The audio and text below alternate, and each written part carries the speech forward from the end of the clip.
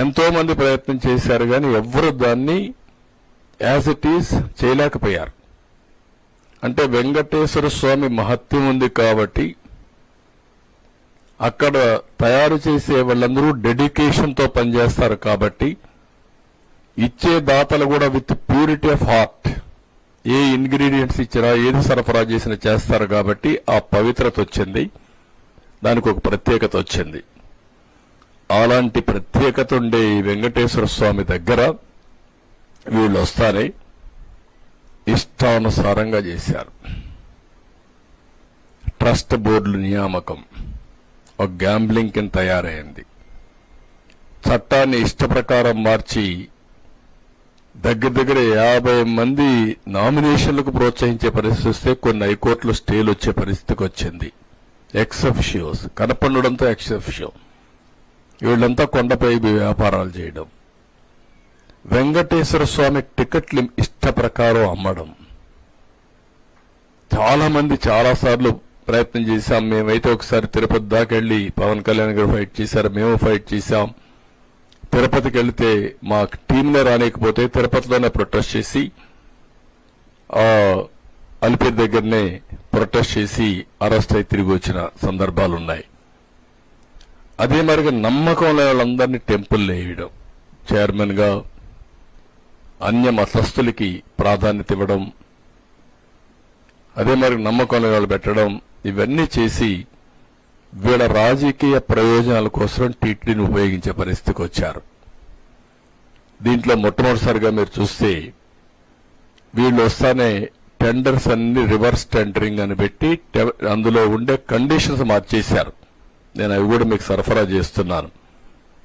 ఇందులో ఏవైతే వీళ్ళు వచ్చిన తర్వాత ఈ రివర్స్ టెండరింగ్ లో మీరు ఒకసారి చూస్తే మొత్తం క్లాస్ నెంబర్ కండిషన్ నెంబర్ 18లో 3 సంవత్సరాల అనుభవం ఉండాలంటే అట్లీస్ట్ దాన్ని సంవత్సరానికి చేశారు. డైరీ పెట్టిన ఫస్ట్ ఇయర్ లోనే నెయ్యి సరఫరా చేయొచ్చని.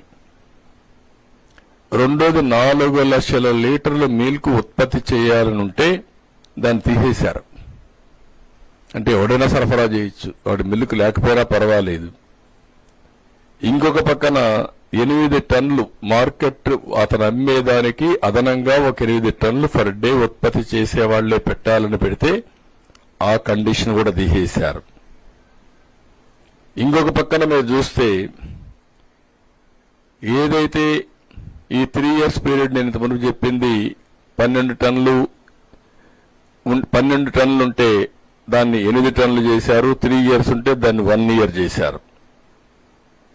ఇంకొక పక్క 250 కోట్లు మినిమం టర్న్ ఓవర్ 3 సంవత్సరాల్లో 1 సంవత్సరం ఉండాలి. అలాంటిది 150 కోట్లు తగ్గించారు. వీళ్ళు కొనే ప్రొక్యూర్మెంటే 200 కోట్లు ఉంటుంది. అలాంటి ప్రొక్యూర్మెంట్ ఉంటే దాన్ని 150 కోట్లకు తగ్గించారు. ఇంకొక పక్క రివర్స్ టెండరింగ్ పెట్టి అక్కడి నుంచి వీళ్ళ ఇష్ట ప్రకారం విన్యాసాలు చేసే పరిస్థితికి వచ్చారు. ఆ రివర్స్ టెండరింగ్ వల్ల ఈరోజు మనం ఒకసారి చూస్తే వీళ్ళు చేసిన పనికి కడాన పెద్ద సంస్థలు రాకుండా పోయే పరిస్థితికి వచ్చాయి. కండిషన్స్ అన్ని తీసేసి ఫ్లడ్ గేట్స్ ఓపెన్ చేశారు. ఎవరంటే నాసి రకం సప్లయర్స్ కి, అనుభవం లేని వాళ్ళకి, లేకుంటే వాళ్లకు అసలు డైరీ లేని వాళ్ళకి, ప్రాసెస్ లేని వాళ్ళకి అందరినీ ఓపెన్ చేశారు. దీని ప్రభావం మొన్న జరిగినటువంటి నాసి రకం అడల్ట్రేటెడ్ నెయ్యి, అందులో కూడా అందరి మనోభావాలు దెబ్బతినే పరిస్థితి వచ్చింది. నేను ఆ రోజు చెప్పిన తర్వాత మీరు ఒకసారి చూస్తే ఇది Messrs A R dairy foods private limited, Tamil Nadu. ఈ టెండర్స్ పిలిచారు, రివర్స్ టెండర్స్ పిలిచారు 12/3/2024. ఇది 10 లక్షల కౌ గీ కోసం పిలిచారు, 10 లక్షల కేజీలు.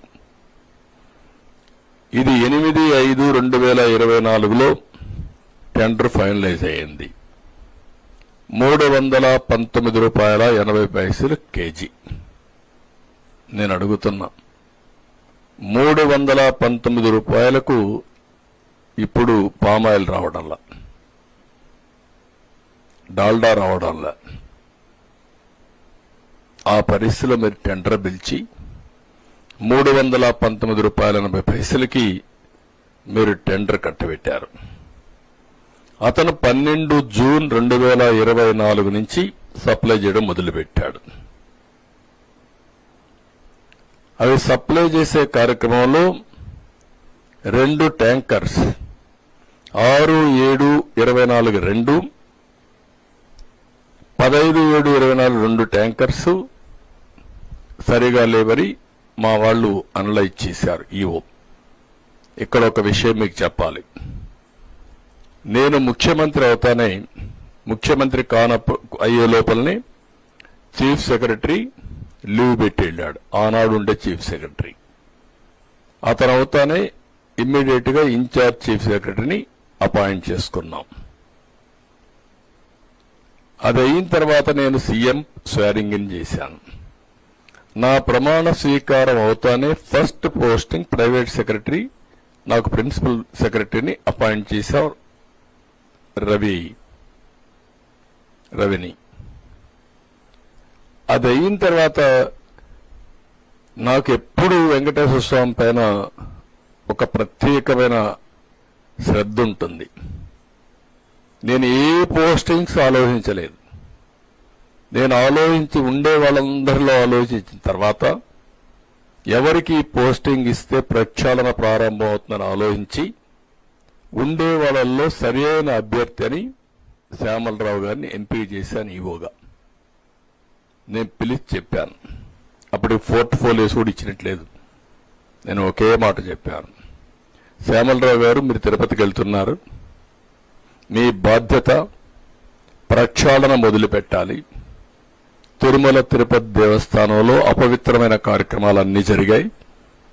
అవన్నీ ప్రక్షాళన చేసి మళ్లీ పుణ్యక్షేత్రానికి పూర్వ వైభవం తేవడానికి భగవంతుడు నాకు ఒక ఆదేశం ఇచ్చాడు. నాకు ఇచ్చిన ఆదేశాలని మీకు కూడా ఆదేశం ఇస్తున్నా. ఈ పోస్టింగ్స్ మీ పోస్టింగ్స్ ఇచ్చానంటే ఒక ప్రత్యేకత ఉంది, మీరు గుర్తుపెట్టుకొని వెళ్ళండి అని చెప్పి చాలా క్లియర్ గా బ్రీఫింగ్ ఇచ్చి పంపించాను. అక్కడి నుంచి నేను ఎప్పటికప్పుడు వింటున్నాను.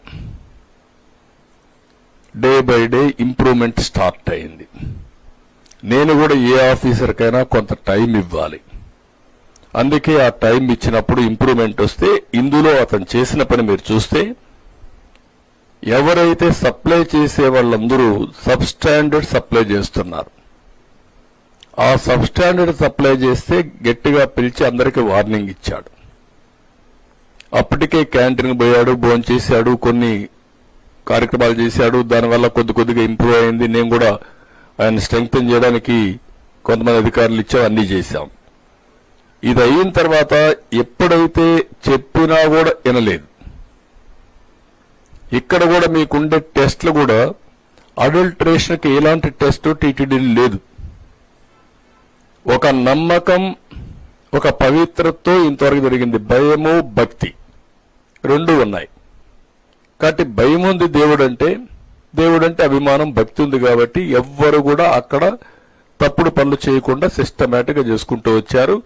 అందుకే ఎక్కడ కూడా నాణ్యతా ప్రమాణాలు దెబ్బతినకుండా ముందుకు పోయే పరిస్థితి వచ్చింది. ఈ 5 ఏళ్లలో వచ్చే కొందికి లడ్డంతా కూడా మీరు చూసుంటారు. సెల్ఫ్ లైఫ్ ఎక్కువ ఉండే లడ్డు ఈ మధ్యకాలంలో 3 రోజుల్లో చెడిపోవడం, చెడు వాసన రావడం, అదే మాదిరిగా గుమగుమలాడవలసినటువంటి ఆ లడ్డు ఆ షేపు కూడా కేవలంగా ఏదో పాసిపోయినట్టు లైట్ కలర్లో కనపడడం. నేను పోయినప్పుడు నాకు కొన్ని రోజులు, నేను సీఎం అయినప్పుడు కూడా ముందు సీఎం కంటే ముందు పోతే చాలా కోపం కూడా వచ్చేది.